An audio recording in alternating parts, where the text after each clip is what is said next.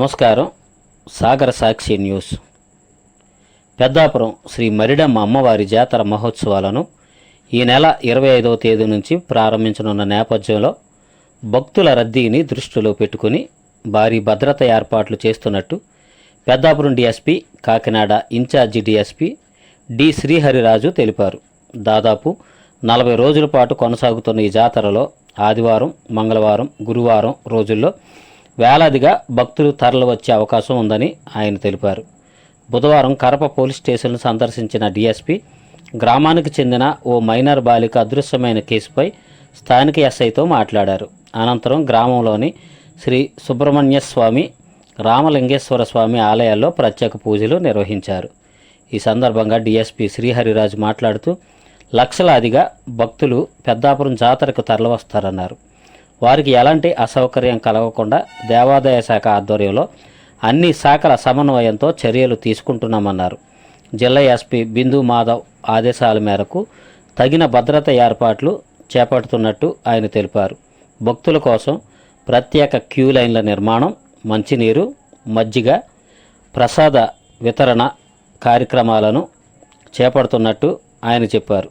సింహాచలంలో జరిగిన సంఘటనను దృష్టిలో పెట్టుకుని అన్ని రకాల జాగ్రత్తలు తీసుకుంటున్నామన్నారు. వందల సంవత్సరాల ఆధ్యాత్మిక చరిత్ర కలిగిన కరపలోని శ్రీ సుబ్రహ్మణ్య స్వామి, పర్వతవర్ధిని సమేత రామలింగేశ్వర స్వామి ఆలయాలను దర్శించడం తనకు సంతృప్తినిచ్చిందని తెలిపారు. పర్వతవర్ధిని అమ్మవారిని ఈ సందర్భంగా తొలిసారిగా దర్శించానని డీఎస్పీ చెప్పారు. ఈ సందర్భంగా ఆలయ అర్చకులు విలపర్తి సత్యకృష్ణ, విలపర్తి శ్రీనివాస్, పెద్దింటి గోపాలకృష్ణ, అర్చక సమాఖ్య ప్రతినిధి కండవల్లి హనుమంతరావు ఆలయ మర్యాదలతో స్వాగతం పలికి దర్శనానంతరం డీఎస్పీకి ప్రత్యేక ప్రసాదాలను అందజేశారు.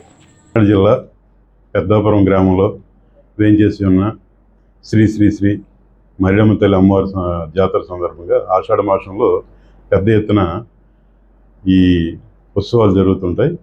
ఇది మన రాష్ట్రంలో ఆంధ్రప్రదేశ్లోనే అమ్మవార్లకు సంబంధించి ఇది ఒక ప్రముఖ దేవస్థానంగా చెప్పవచ్చు.